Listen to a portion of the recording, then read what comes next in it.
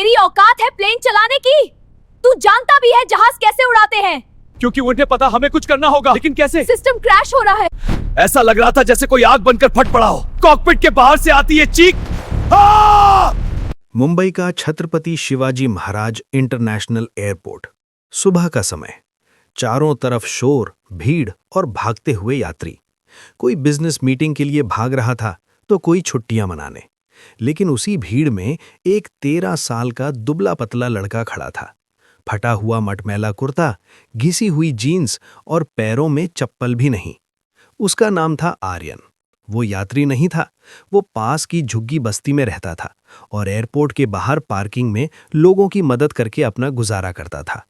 लेकिन उसकी दुनिया धरती पर नहीं, आसमान में उड़ते जहाज़ों में बसती थी।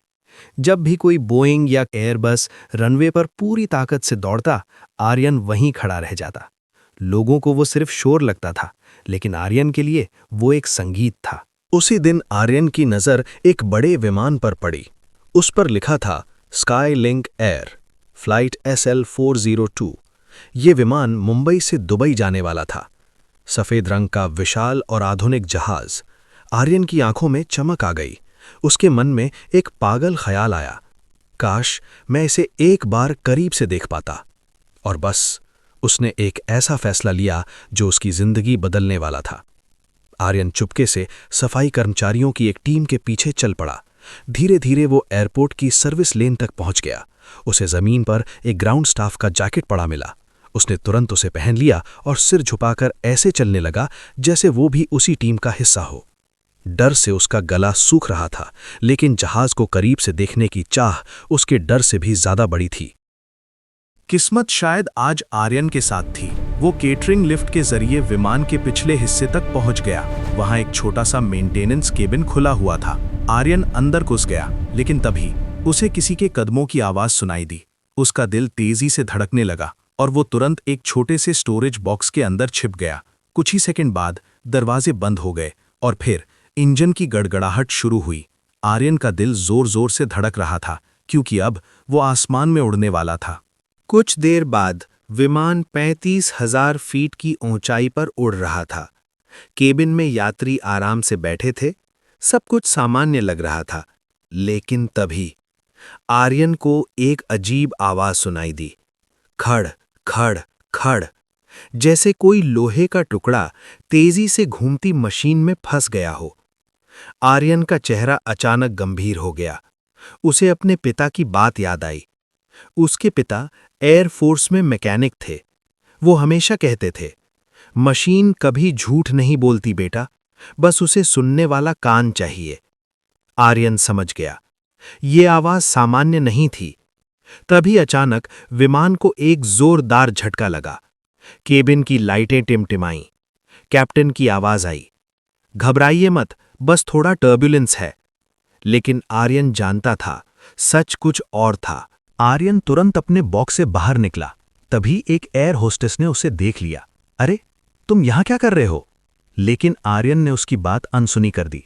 वो तेजी से कॉकपिट की ओर भागा। दीदी, लेफ्ट इंजन खराब हो रहा है। उसकी टरबाइन ब्लेड ढीली हो गई है। अगर वो टूटी तो इंजन में आग लग जाएगी। कॉकपिट के अंदर कैप्टन विक्रम और को पायलट समीर पहले से ही परेशान थे। इंस्ट्रूमेंट पैनल पर इंजन वाइब्रेशन वार्निंग लाल रंग में चमक रही थी। तभी दरवाजे पर जोर जोर से दस्तक हुई। कैप्टन ने दरवाजा खोला। ये लड़का कौन है? आर्यन हांफते हुए बोला, सर, इंजन के कंप्रेसर सेक्शन से रगड़ की आवाज आ रही है। आप तुरंत RPM कम कर दीजिए, वरना टरबाइन ब्लेड हाउसिंग को तोड़कर बाहर निकल जाएगी। को पायलट समीर चौंक गया। सर, वाइब्रेशन मीटर सच में रेड जोन में है। अब फैसला लेना जरूरी था। कैप्टन विक्रम चिल्लाए, engine number 1 shut down. Ahmedabad ATC को मेडे कॉल भेजो। अब विमान सिर्फ एक इंजन के भरोसे उड़ रहा था। अहमदाबाद का रनवे पास था, लेकिन खतरा अभी खत्म नहीं हुआ था। जैसे जैसे विमान नीचे आ रहा था, वाइब्रेशन बढ़ता जा रहा था। पूरा जहाज कांप रहा था। तभी आर्यन ने फिर कहा, सर, लैंडिंग गियर खोलते समय ज्यादा दबाव मत दीजिए।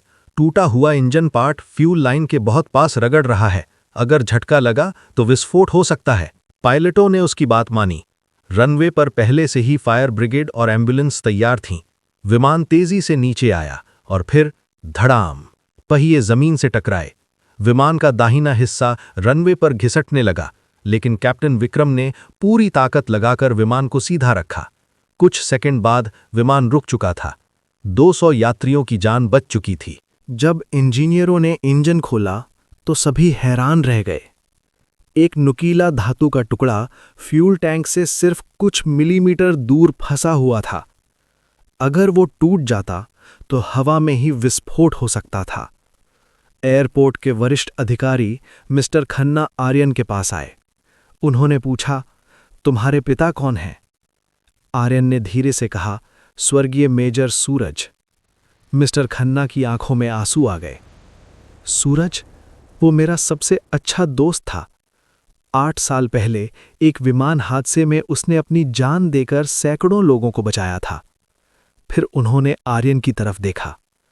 आज उसके बेटे ने वही इतिहास दोहरा दिया। आर्यन पर बिना टिकट यात्रा करने का केस नहीं चला, बल्कि एयरलाइन ने उसकी पूरी पढ़ाई की जिम्मेदारी उठा ली। साल गुजरते गए और एक दिन उसी एयरपोर्ट पर एक नया पायलट अपनी वर्दी पहनकर विमान की ओर बढ़ रहा था।